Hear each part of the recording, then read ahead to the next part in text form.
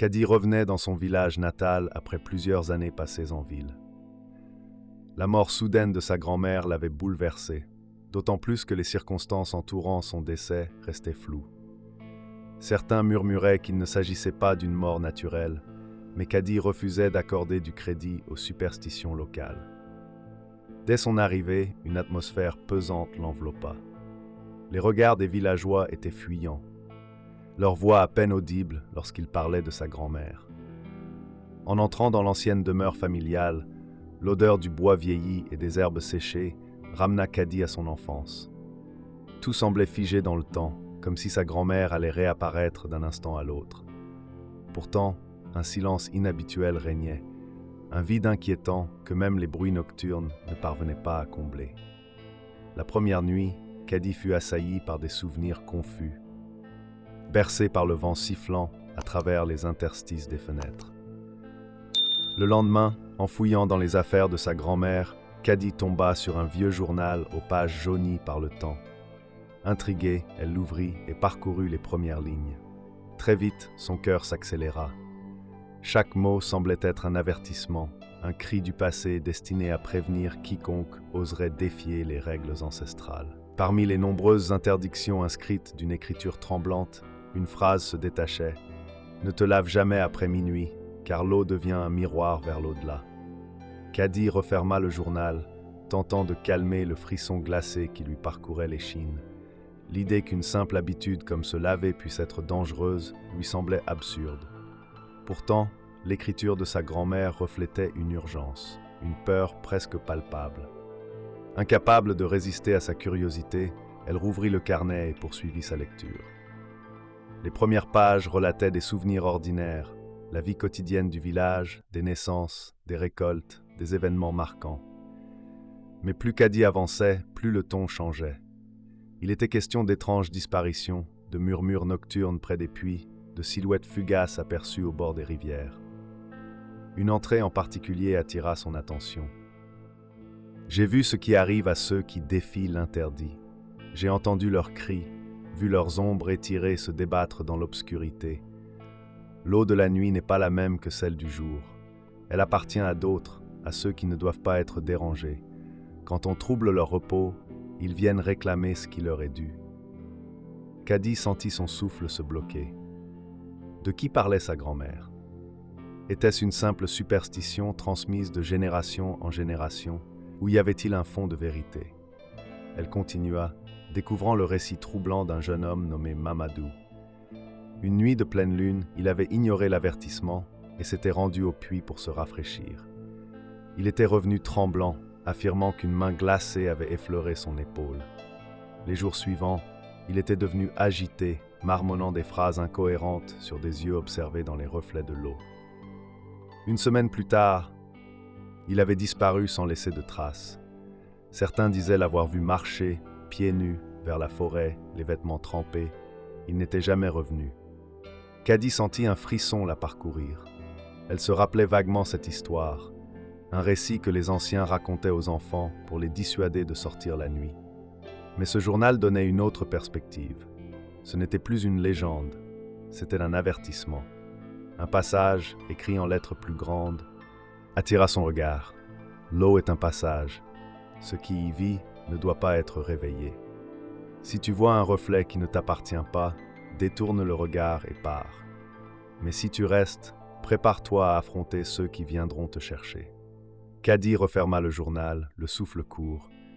Elle tenta de se rassurer, se répétant qu'il ne s'agissait que de superstition. Pourtant, une étrange sensation s'installait en elle, un doute qu'elle n'avait jamais ressenti auparavant.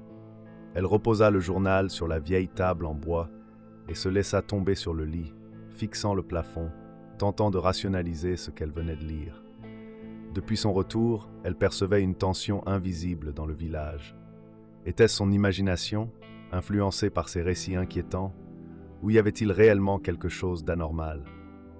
Le soir même, près du puits central, elle surprit une conversation entre deux vieilles femmes. Elles parlaient à voix basse, jetant des regards méfiants autour d'elle. « Elle est revenue », murmura l'une. « La petite fille de Mère Fatou », répondit l'autre en hochant lentement la tête. « Elle ne sait rien, mais si elle fouille trop, Le silence tomba lorsqu'elles remarquèrent Caddy. Elles baissèrent la tête et s'éloignèrent sans un mot. Caddy resta figée, le cœur battant. Pourquoi parlait-on d'elle comme si elle était en danger? Cette nuit-là, Caddy eut du mal à trouver le sommeil. Les ombres dansaient sur les murs, projetées par la lueur de la lune filtrant à travers les volets. Tout semblait plus pesant, plus sombre. Un bruit la fit sursauter, un léger clapotement d'eau. Elle se redressa, tendant l'oreille. La maison était vide. Pourtant, elle avait distinctement entendu des gouttes tombant sur le sol. Elle se leva et s'approcha du seau posé dans un coin de la pièce. L'eau était calme, mais en s'y penchant, elle crut voir un mouvement imperceptible à sa surface. Un frisson lui parcourut l'échine. Elle se détourna rapidement, se traitant d'idiote. La fatigue lui jouait des tours. Mais alors qu'elle s'éloignait, elle sentit un regard invisible la suivre. Le lendemain, Caddy décida d'en apprendre davantage. Elle se rendit chez Baba Moussa, un vieil homme vivant à l'écart dans une case entourée d'arbres et de symboles mystérieux peints sur le sol.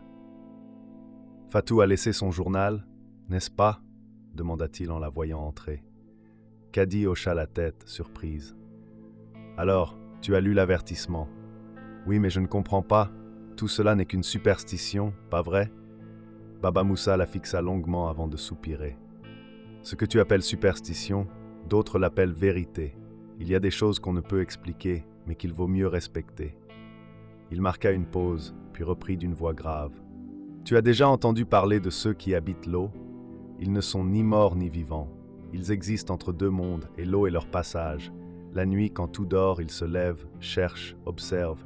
Si quelqu'un trouble leur repos, ils le remarquent. Et quand ils posent leur regard sur toi, il est déjà trop tard. » Caddy sentit son cœur se serrer. « Tu veux dire que si quelqu'un se lave tard, il attire leur attention? » « Oui, ils le voient, ils l'entendent. Et s'ils le trouvent intéressant... » Baba Moussa s'interrompit et secoua la tête. Il disparaît. Cette nuit-là, la chaleur était étouffante. Caddy se tourna et se retourna sur son lit, incapable de trouver le sommeil. Son esprit oscillait entre la raison et la peur irrationnelle, née des récits du journal et de Baba Moussa. Elle jeta un coup d'œil à l'horloge. Minuit était passé. Son regard se posa sur le seau dans le coin de la pièce. Son corps était moite, la poussière collait à sa peau. Tout cela n'était que des légendes, n'est-ce pas? Un sourire se dessina sur ses lèvres. Elle allait leur prouver qu'ils avaient tort. Elle se leva, attrapa un linge propre, puisa de l'eau dans le seau et se dirigea vers l'arrière-cour, où une bassine était installée sous un manguier. Le vent soufflait légèrement, faisant bruisser les feuilles. La lune projetait une lumière blafarde, dessinant des ombres étranges sur le sol. Caddy frissonna mais ignora son inconfort. Elle versa l'eau fraîche sur sa peau, soupirant d'aise. Il n'y avait rien d'anormal, juste le silence de la nuit et le murmure du vent. Puis un son la fit sursauter. Ploc, ploc, ploc. Elle s'arrêta, le cœur battant. Le bruit venait de derrière elle, près du puits familial. Elle tourna lentement la tête. Rien, seulement l'ombre du puits sous la lune. Elle rit nerveusement, sûrement une noix tombée d'un arbre. Elle trempa à nouveau la calebasse dans l'eau et la porta à son visage. C'est alors qu'elle le vit. Dans le reflet de l'eau, une silhouette se dessinait derrière elle. Une silhouette qui n'était pas là une seconde plus tôt. Son souffle se coupa. Ses mains tremblèrent et la calebasse lui échappa, claquant sur le sol. Elle se retourna violemment. Personne. Mais le silence avait changé, oppressant, comme si le monde entier retenait son souffle. Puis un murmure, tout près, trop près. Une présence froide et pesante glissa sur elle sans la toucher. Son cœur battait à tout rompre. Elle voulait fuir, mais son corps refusait de bouger. Quelque chose effleura son épaule. Elle cria, un hurlement déchirant qui se perdit dans la nuit. Caddy bascula en arrière, glissant sur le sol mouillé. Son regard paniqué balayait les alentours. Rien, personne. Mais elle entendit un autre son, un bruit d'eau, comme si quelque chose sortait du puits. Terrifiée, elle tourna la tête. Des mains pâles et décharnées s'accrochaient au rebord du puits. Une tête émergea lentement, des yeux blancs, vides, sans âme, une bouche entr'ouverte, laissant échapper un gémissement. Caddy hurla et courut vers la maison, trébuchant mais se relevant à chaque fois. Derrière elle, des pas mouillés se rapprochaient. Elle atteignit la porte, la claqua et la verrouilla en tremblant. silence. Puis ploc, ploc, ploc, juste derrière la porte. Caddy recula, le dos collé au mur, le souffle saccadé, les yeux rivés sur la porte. Le bruit s'arrêta, un silence absolu, encore plus terrifiant, s'installa. Elle s'avança, hésitante, la main tremblante sur le loquet. Elle devait être sûre. Lentement, elle entr'ouvrit la porte. Une brise glaciale s'engouffra, le seuil était vide, la nuit paisible.